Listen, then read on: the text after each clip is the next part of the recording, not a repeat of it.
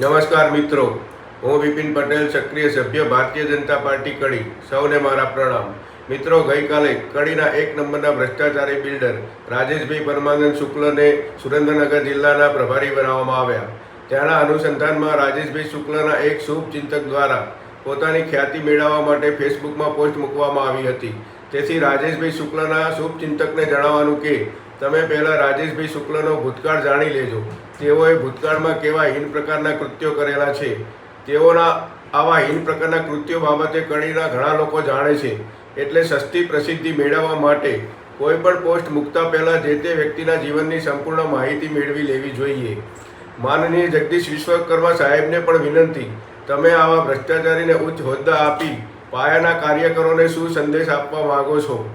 માનનીય વડાપ્રધાનશ્રી, માનનીય અમિતભાઈ શાહ સાહેબ, માનનીય મુખ્યમંત્રીશ્રી તથા માનનીય જગદીશ વિશ્વકર્મા સાહેબ, હું રાજેશભાઈ શુક્લના ભ્રષ્ટાચાર બાબતે ગાંધીનગરમાં, અમદાવાદમાં, દિલ્હીમાં કે કોઈ પણ અન્ય જગ્યાએ જાહેર મંચ ઉપરથી ખુલાસો કરવા તૈયાર છું અને મારા દ્વારા કરવામાં આવેલા આક્ષેપોનો સરકારી રેકોર્ડ આધારિત જવાબ પણ આપવા તૈયાર છું.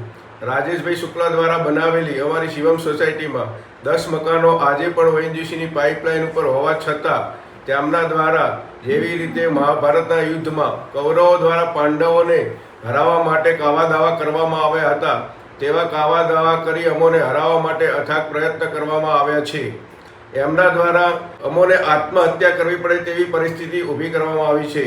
પરંતુ હું પણ પાટીદારનો દીકરો છું અને જો એમના જેવા ભ્રષ્ટાચારીના ડરથી રણભૂમિ છોડી દઉં તો કાયર ગણાવું. આજ પછી હું ચેલેન્જ મારીને કહું છું કે રાજેશભાઈ શુક્લની કારકિર્દીને એમના ચરિત્ર અનુરૂપ ધજાગરા ના કરી દઉં તો પાટીદારનો દીકરો નહીં.